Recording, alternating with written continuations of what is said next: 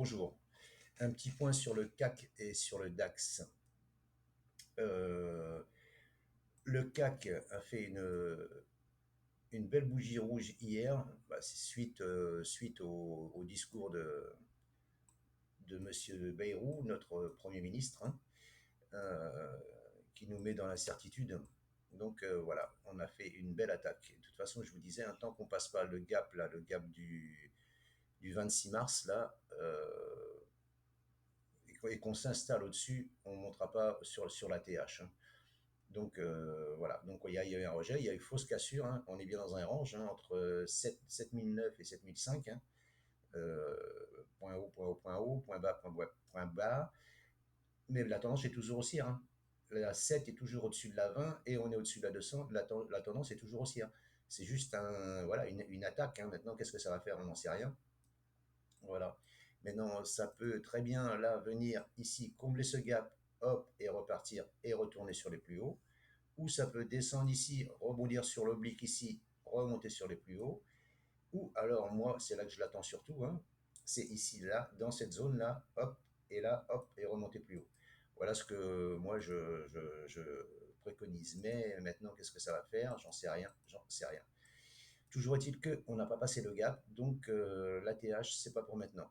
Avec cette attaque baissière, il faut voir ce que ça va faire. Est-ce que ça va venir combler ce gap-là, repartir, ou le casser et revenir sur ce support, 7005, 7505 là, 7558 aussi là, ici, là, ça c'est dans une unité de temps inférieure, mais c'est surtout là, moi, que j'aimerais qu'ils viennent. Là. Voilà, ici, ça serait intéressant. 7004, 7002, là, ça serait une zone d'achat intéressante. S'il y a un setup qui se présente, bien entendu. Hein. Voilà.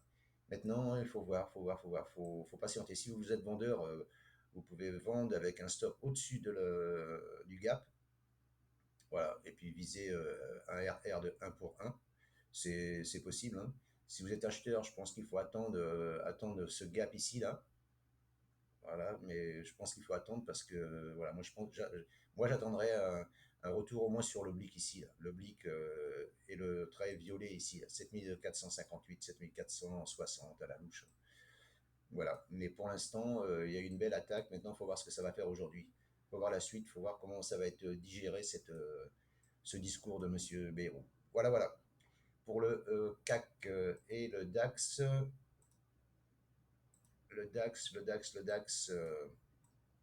je vous avais dessiné un triangle et la tendance est toujours haussière, hein. On est au-dessus, enfin, on est sous la 7, mais la 7 est au-dessus de la 20 et les deux moyennes mobiles courtes sont au-dessus de la 200 qui monte.